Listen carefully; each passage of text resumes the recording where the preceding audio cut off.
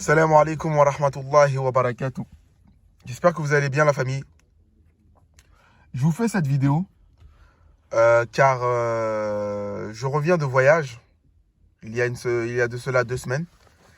Et j'ai été choqué par la façon de penser de mes frères au pays, au continent africain.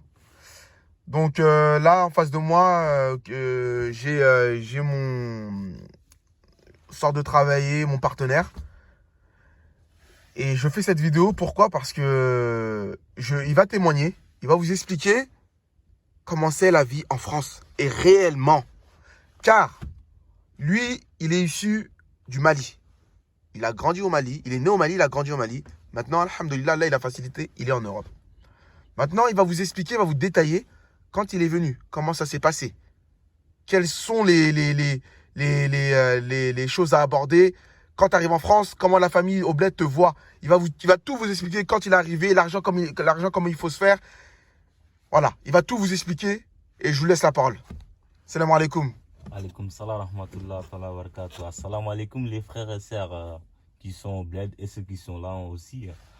Après, pour moi, les gens qui parlent que France, c'est si facile que la vie du bled, c'est qu'ils n'ont pas trop compris en fait. C'est pas la même chose en fait. Parce que moi, à 2015, fin 2014, je suis rentré en France. C'est ma mère qui m'a ramené et tout. C'est là que j'ai capté que c'était pas la même chose que je voyais avant. Et les moments que j'étais au Mali, c'est pas la même chose. Quand je suis rentré en France, je commence avec des galères. Les premières choses, ça va pour logement et tout parce qu'il y avait mes parents. Ça va. Mais le nouveau des travail, tant que tu n'as pas papier, c'est chaud. Au début, je faisais des petites ventes dans la rue à Saint-Denis. Comme tous les jeunes Africains commencent à Saint-Denis. Du coup, c'est pas facile avec la police et tout. Et je commence à travailler dans les bâtiments BTP. C'était vraiment dur.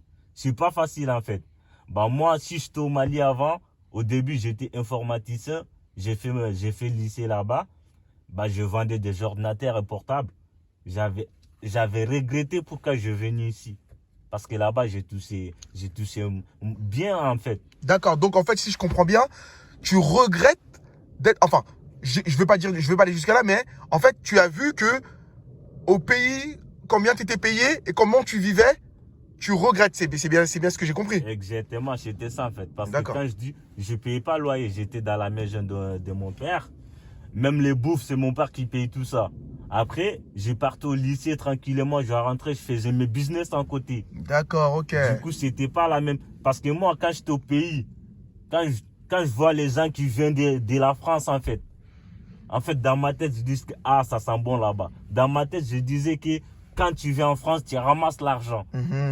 Et les jours que je me suis retrouvé en France, c'était pas du tout la même chose. C'est de ça il s'agit. C'est différent. C'est de ça il s'agit. Et moi, aujourd'hui, les seuls conseils que je peux dire aux frères et sœurs qui sont au pays, il faut qu'ils se réfléchissent bien avant de traverser la Méditerranée pour venir en France.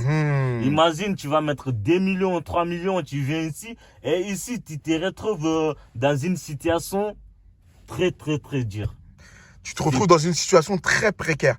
En fait, mon partenaire, ce qu'il veut vous faire comprendre, c'est vous allez économiser au pays 2-3 millions. Vous allez passer la mer, mais sachant que quand vous passez la mer, vous n'êtes pas sûr d'y arriver. Et de ça, quand vous arrivez en France ou en Occident, pour trouver du travail, c'est très très dur. Attention, vous voyez que les personnes qui réussissent. Mais il y a plein de personnes qui ne réussissent pas. Il y a plein de personnes qui dorment dehors. Et ça, c'est très, très compliqué. Et quand tu vas au contact de ces personnes-là, ils te disent quoi? Ils te disent, je regrette d'être revenu. Vrai ou faux? C'est vrai. Parce que c'est pas ça seulement. Après, il y a plein de groupes qui vont traverser la Méditerranée pour rentrer en Europe. Exemple, tu trouves que 2 ou 3, 4 personnes qui ont perdu leur mémoire. Il y en a qui deviennent fous, hein. La vérité, hein. Et ici, les gens qui n'arrivaient pas à trouver travail, comment tu vas te nourrir, comment tu vas trouver des logements, c'est pas facile. Et pour moi, si tu as 3 millions au Mali ou 4 millions, avant de traverser la Méditerranée, essaye de faire une prosée, essaye d'investir, essaye de faire commerce en fait. Ça marche bien au pays. Mais ici, en France 2021 ou 2022 plus tard, bientôt, c'est pas facile.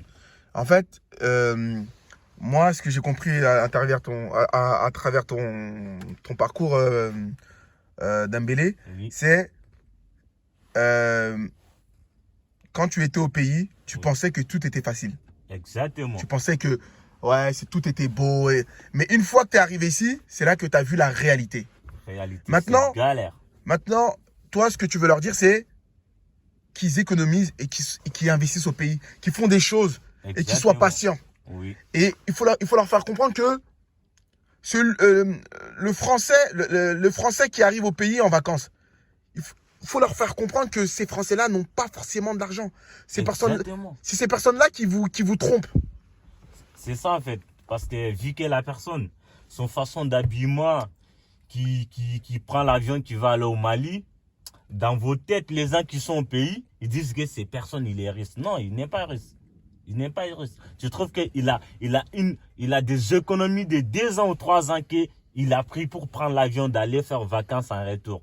Dès qu'il finit le temps de vacances au Mali, retour en France, ce monsieur-là, il va recommencer tout en euros. Voilà, vous avez compris. En fait, ce qu'il veut dire, il a fait 3, pendant 1 an, 2 ans, 3 ans. Allez, on va loin. Il a économisé, il est parti au pays, il dépense 1-2 millions pendant 2 mois. Et après, il revient en France, il n'a plus rien. Et c'est ces personnes-là qui trompent les gens d'Afrique, qui trompent nos frères. Donc, en fait, moi, pourquoi j'ai fait cette interview-là? Parce qu'en fait, je veux vous faire comprendre que ça soit, que ça soit des gens de l'Occident et des gens d'Afrique, l'Occident, c'est pas facile. Sachez-le. Sachez-le, l'Occident, c'est pas facile. Donc voilà, je t'écoute. Après, il y a une chose aussi qui trompe vraiment, vraiment grave les gens qui sont bleds. Parce que pourquoi? Sur les réseaux sociaux, sur les Snap, sur les Instagram, surtout TikTok, ce qu'ils voyaient dans les profils de la personne qui sont en Europe, c'est pas vrai. Voilà. Les influenceurs, je sais pas, les gens qui font des vidéos sur Facebook et tout, il faut jamais croire à ça en fait. Voilà. C'est pas vrai. Et voilà. C'est pas leur vie, hein. C'est les vues sur les réseaux. Exactement. Mais la vie réalité de ces personnes-là, ils ont rien que dalle. C'est ça là.